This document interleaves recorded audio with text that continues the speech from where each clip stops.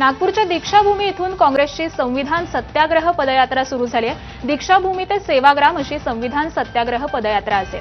काँग्रेस प्रदेशाध्यक्ष हर्षवर्धन सपकाळ आणि तुषार गांधी हे या पदयात्रेमध्ये पूर्ण वेळ सहभागी असतील।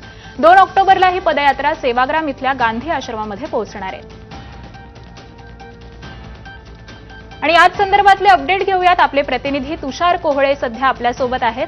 तुषार, पदयात्रा सुरू झालेली आहे, ह्या पदयात्रेचा प्रवास नेमका कसा असणार आहे?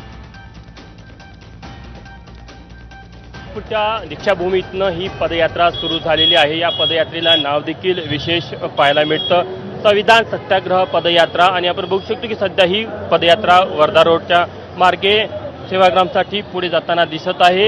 या पदयात्रेमध्ये काँग्रेस प्रदेशाध्यक्ष हर्षवर्धन सपकाळ असेल, तुषार गांधी असेल, शरद पवार गटाचे नेते अनिल देशमुख असेल, उद्धव ठाकरे गटाच्या नेत्या सुषमा अंधारे असेल, या पाहायला मिळतात। सोबत वेगवेगळ्या संघटनाचे पदाधिकारी देखील सहभागी झालेले आहे।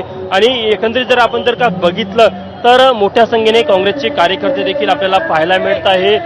कुठेतरी तुषार गांधी यांनी बोलताना सांगितलं की 2 ऑक्टोबरला राष्ट्रीय स्वयंसेवक संघाचं शताब्दी वर्ष देखील आहे आणि त्यामुळे जो विचारधारेची लढाई आहे त्याचाच एक भाग म्हणून या पदयात्रेकडे आपण बघायला पाहिजे। पण यामध्ये महत्त्वाचा विषय आहे की जर का तुम्ही आपण बघितलं तर फ्री पॅलेस्टाईनच्या छत्र्या देखील यामध्ये आपल्याला पाहायला मिळत आहे।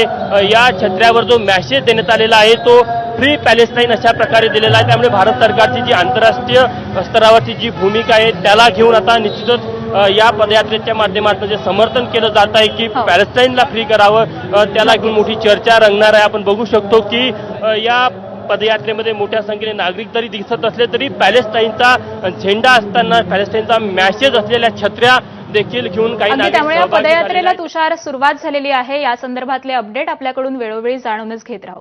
धन्यवाद या माहितीसाठी।